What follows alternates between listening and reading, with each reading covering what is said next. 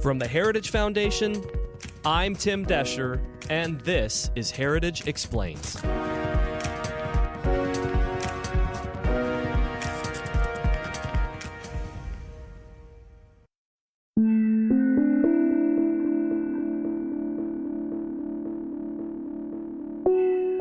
DC is quiet right now. Government-mandated closures and limitations on business have halted this once vibrant city to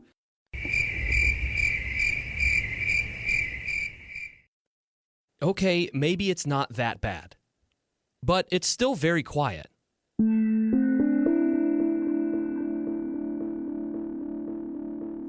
In addition to the limitations brought on by COVID, I'm sure you've seen the photos of razor wire fencing surrounding the Capitol building, and of course the brave National Guard posted up. It screams to the average citizen, stay out. One place that isn't closed is Congress. In fact, they're very much open and moving quickly to pass laws that have a massive impact on our nation. This means we have several reasons to press in and continue to hold them accountable. Most recently, we have 1.9 trillion reasons to hold them accountable. We're on the verge of what could be a major economic boost in this country as President Biden prepares to sign the $1.9 trillion bill he's calling the American Rescue Plan. If you look at this vote, and you look at what is in this COVID bill that Abby just outlined before, you understand this isn't transitional. This is transformational. Mr. President, it's been a long day, a long night, a long year, but a new day has come. And we tell the American people, help is on the way. I promised the American people that help was on the way. Today, I can say we've taken one more giant step forward in delivering on that promise that help is on the way. Help is on the way. It's a good phrase, but it requires us to accept the premise that spending $1.9 trillion will actually help the Americans that need help. So how will this money be spent? How much will be used for COVID-19 relief? What about all the other money we have spent to help Americans during COVID? This week, we talked to David Ditch. He works in the Herman Center for the federal budget here at the Heritage Foundation.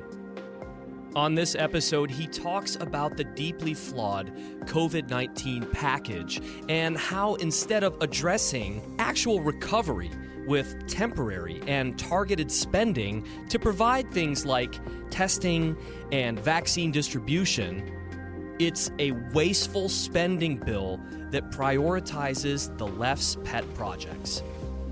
But first, I wanted to ask you to hit that like button, hit that subscribe button, or leave us a comment wherever you listen to the podcast. I know each week we ask you to do this, but really never explain why it's so important. Well, it is indeed important because each rating and review gives the podcast a small bump that pushes us higher in the rankings.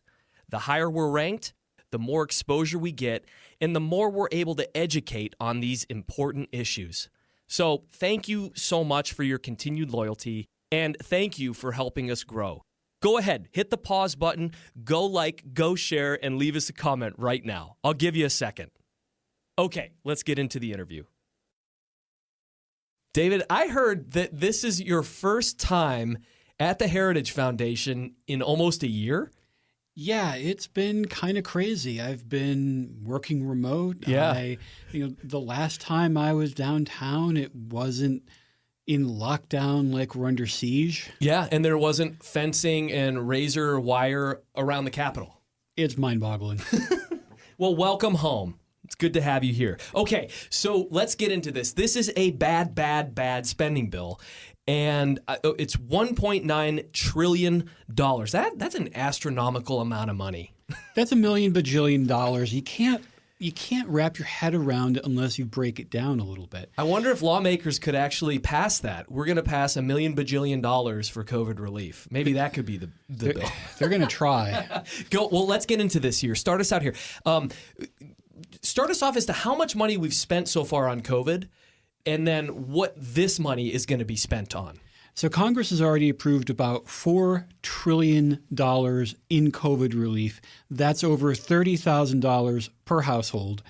About $1 trillion of that is still in the process of actually going out the door. Holy crap. And this bill would add another $15,000 in spending per household. Wait, so what do we need to spend more money on if we have $1 trillion just sitting there? I mean, couldn't that $1 trillion be spent on the stuff that the $1.9 trillion is supposed to be spent on? The funny thing is that Congress did something similar to that just a couple months ago. They took a pot of money that wasn't going to be spent very well, at least they thought, and they used that to cover most of the new spending that went out the door just in December. They could look at the $1 trillion and say, oh, a lot of that is loan programs that either maybe they don't think they're important, maybe they don't think they're going to be spent. They could redirect some of that funding and point it at priorities. But they have no appetite for anything that might potentially reduce spending right now. Interesting. So basically the answer is there is no reason. They're just passing more money to spend more money. That's the goal, ultimately. Wow. So, okay, yeah. So 1.9 trillion, it kind of sends a message, we're serious about the pandemic, I guess. So talk about how serious about the pandemic this bill actually is. If you were passing a bill based on the fact that we're in the middle of a pandemic, I think you would want to have more than a single-digit percentage of that money actually going towards pandemic relief. A lot of estimates are putting that number around like 9% of the spending is public health spending. I went through line by line. I think it's closer to 5%. Wait, so 5% of 1.9, almost $2 trillion, 5% of that goes to COVID relief. Yeah, or anything related to COVID. Yeah, I mean, in that amount, you're talking about vaccines, vaccine distribution, testing, the VA system. And then past that, a lot of it is just sort of subsidizing the healthcare industry. Here at Heritage, we're all about opening up the economy. We want to open up the economy. We think we can do it safely. We think that that's the way back. Yeah. Part of that is getting kids back to school. Does this bill help kids get back to school? And again, that's one of the supposed justifications, that they want to spend $170 billion in this bill to, quote unquote, help reopen schools. The thing is, we've already spent tens of billions of dollars on reopening schools to the point where nonpartisan analysts are saying that more money in this bill is going to be spent 4, 5, 6 years from now than is going to be spent now because school districts can't spend the money fast enough that they already have. This is a handout to the very same teachers unions that in many parts of the country are dragging their feet on reopening the schools. Yeah. And listen, I don't want to sound insensitive here. Many people have been adversely affected by COVID, but just, I'm thinking about the current economic climate. I saw the jobs report that just came out. Pretty robust, pretty good jobs report. We're seeing growth. Things seem to be doing fairly well considering all that we've been through the last year. With that in mind, 1.9 trillion seems overkill. It's frankly absurd. That amount of money might have made sense back in April, and we need to think back to what things were like in April. We had no idea how deadly the disease would be. We had no idea when we'd get vaccines. Unemployment spiked to 14.8%, the highest since the Great Depression. And the federal government passed the CARES Act, which was $2.3 trillion. It was designed to throw a bunch of money at fighting the pandemic, a bunch of money to put a floor under the economy. I think we could have spent less to have the same effect, a lot less, but the fact is it passed. And now we can look at what's happening on the disease front. Hospitalizations in just the last 2 months are down 70% thanks to the vaccines. Right. Unemployment is down by over half from where it was last April. Nothing about what's happening today is a crisis. It's a challenge that we can manage, but we don't need to be spending huge amounts of money to deal with it. Yeah, huge amounts of money. I'm thinking about this, and at Heritage we cover debt and deficit so well. You guys are just aces on covering it. I just wanted to put into context a little bit of where we are before this 1.9 trillion and where we will be after this 1.9 trillion and what that means long term for everyday Americans. Right now, the total national debt is $28 trillion with a T. You're talking about $225,000 in debt per household. Wow. And that's before this bill gets passed. And unfortunately, things don't look better in the long term. Even before the pandemic, analysis showed that we were going to have trillion-dollar deficits every single year for as far as we can see, because unfortunately, too many benefit programs are designed in an unsustainable way. Talk about some of the, just get a little bit more into the money that's already been spent through the CARES Act and through other spending at a federal level. And now you have this 1.9 trillion.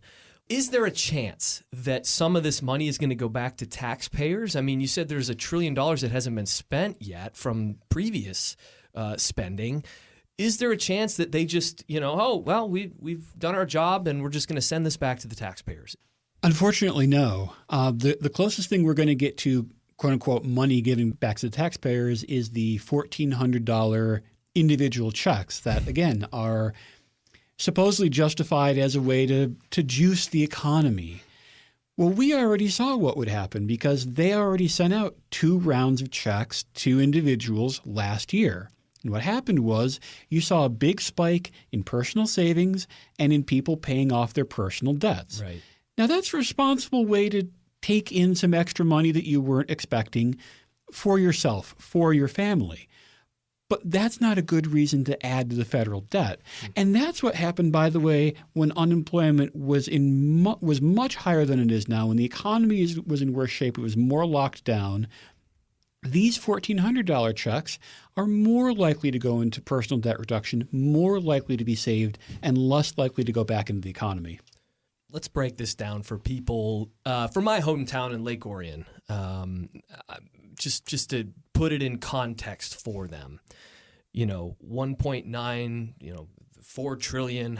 This is so much money. It's just you're throwing numbers around, It's just a bunch of money. What does it mean for someone in Lake Orion, Michigan to have this money? Because again, it's so much. Where does it all go? It's got to go out to the people. Is it going to road projects? Is it going to pension funds? Where is it going? If you actually break down where the money is going, some of it is going towards massively expanding the welfare system, which might or might not become a permanent growth of the federal government. But then when you start digging into it even a little bit below the surface, you find one massive handout after another for left-leaning constituencies. Wow. Big chunk, $350 billion, that's over $1,000 for every American. It's going to state and local governments. Okay, yeah, we have to talk about this because that's been the right's big pushback. We're going to bail out poorly managed states. What does that mean? It means that even though state and local governments got 10 times more money than they actually needed already, we're going to give them even more than they got in 2020.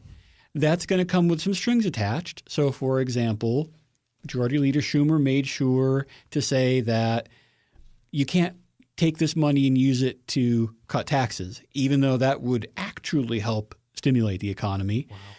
No, you have to spend it on X, Y, and Z. Well, what a lot of governments are probably going to do is say, okay, we're going to cut the money we were going to spend on those things, and we're going to use it to spend on our own priorities. So the money is fungible Yeah. idea. Yeah, sure. I'm wondering, as a cynical person, as my dad always told me, you're far too young to be so cynical, son. But that's who I am. I'm nervous that passing this, for at least the next 2 years, the Democrats will have control. I'm nervous that this just opens up a path for another bill just like this down the road. What are your thoughts on that? They're looking at a bunch of different things. One thing they want to do is take the various entitlement program expansions that are in this bill and make them permanent. And that would more than double the cost of this bill, which is already far too big. Another thing they're looking to do is to spend trillions of dollars on quote unquote infrastructure. Again, supposedly to juice the economy, but in reality, mostly going to benefit a handful of left-leaning constituencies. And so it'd be like the stimulus back during 2008, 2009, where Joe Biden was in charge of distributing all the money, but it never really went anywhere. And on the one, and you're left with two bad options. Either they just put this on the national credit card, which is already overloaded, or, as Senator Manchin has been saying, what he'd like to do is get rid of all the 2017 tax cuts and use that to pay for more federal spending. Yeah. That definitely would not help juice the economy. Well, there's so much bad in this. I will say the one good thing that we can say that Heritage had a huge part in, we consider it a big victory, is the fact that the $15 minimum wage was taken out of this bill. How did that happen? There's a lot of technicalities that took place in the Senate that the majority said, okay, well, because of these technicalities, we can't have the $15 minimum wage. The reality is that multiple Democratic senators knew that if you applied a $15 minimum wage to their states, that it would seriously damage the economy, especially you look at a state like West Virginia, which is a place with lower wages, but also much lower cost of living. You don't need $15 an hour to get by, put a roof over your head in West Virginia, the way you might in places like New York City, Washington, D.C., and San Francisco. And unfortunately, so many members of Congress who do come from those places imagine that everywhere is New York, that everywhere is San Francisco. But if you applied a $15 minimum wage to a place like West Virginia, that would be the equivalent of an economic nuclear bomb. David, listen, I want to thank you so much for coming in today. It's been a while since you've been at Heritage, and I just wanted to say welcome home, and thank you for tracking this, and we'll stay in touch. Thanks for having me. And thank you so much for listening to another episode of Heritage Explains. Go over to the show notes. I've linked to all of the relevant information that puts context onto this massive issue. Look, this is a huge big deal. $1.9 trillion package in Congress. There's a lot of waste. There's a lot of stuff to be aware of. So educate yourself so that you can go out and educate others. Michelle's up next week, and we'll see you then.